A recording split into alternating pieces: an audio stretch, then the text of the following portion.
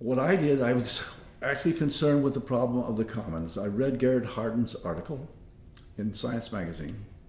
It was very provocative, and I knew there had to be a way to teach the lesson. I was used to lecturing students about the importance of saving the whales, for example, but that was not very effective.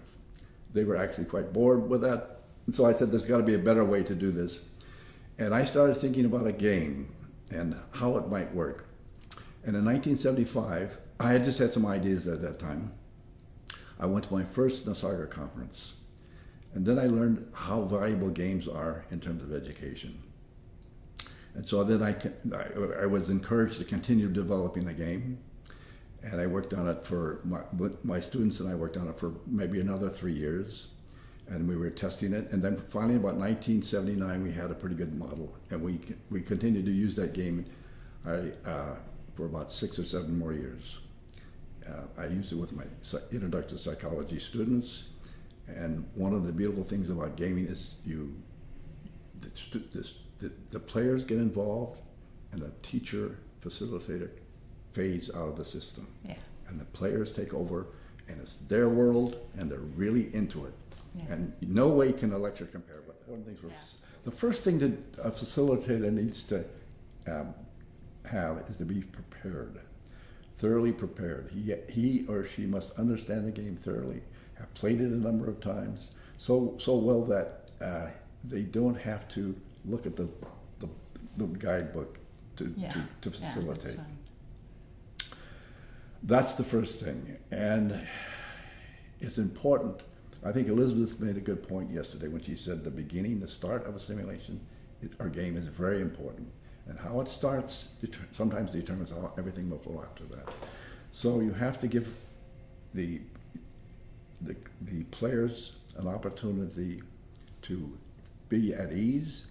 And one of the things I always do is tell people that I tell them that the simulation is a new world, and it's going to be confusing, and it's all right to be confused. Mm-hmm. That's okay. Yeah. Because things will become clear. But in the beginning, it's an ambiguous world, and so you have to accept that. And it's not wrong to ask questions, and a lot of questions. That's fine. So I encourage that and warn them about that. I think that's important. So sometimes you hear a sigh of relief at that point. And then another big thing is flexibility, especially in the debriefing. Mm.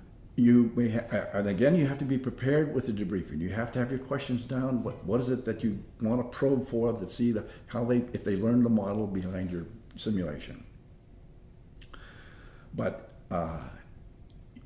it's debriefing. It's like a game is unpredictable. They're a little bit even more unpredictable because in the game we just played last night, there was somebody who cheated. Yeah. Well, that happens sometimes. What should we do about that? How should that takes everybody into a different arena. Mm. And so it requires a facilitator to be prepared for that, be prepared to say, okay, at this moment, I see what's happening in the group, and it's important. It deviates from my plan, but that's fine because they are controlling the world at this point, and you have to let that happen. And you have to be flexible enough to let that happen. Yeah. So flexibility is very important. Those are two big things. Yeah. Being prepared and flexibility. You have to read as a game. I think Kathy Stein Greenblatt's book, How to Design a Game, is excellent. I have numerous copies of that book. Yeah. When I teach class in game design, I always use that book. I think it's well written and it's easy to follow. The other book is written by a philosopher, Bernard Sweets. Okay. Mm-hmm. It's called The Grasshopper. Mm-hmm. And he is an argument with the characters from Aesop's fables, the ant and the grasshopper. Mm-hmm. The ant is the worker preparing for winter, and he charged the grasshopper who was always playing. And the grasshopper countered and said, yes, I will die, but I am playing. And what will happen when I die? He said, and what I think is a marvelous thing, the book, by the way, is a beautiful book. I read it every so often because the pen and ink drawings are exquisite. And the characters are so good. They talk about, and he defines what a game is, the nature of gaming, what we can learn from games. And the final thing I thought was beautiful, he says, what will we do in heaven? If there's a heaven, what will we do? He said, will we work? Distinction between work. No, we won't need to work. Well, then what will we do? How will we will play games. Yeah. We will play games. And the designer of games will have a special place because he'll be very valuable in that world. I thought it was a marvelous thing. And I think that's where we're heading right now, is that more and more games are going to be important in education. I hope that's true.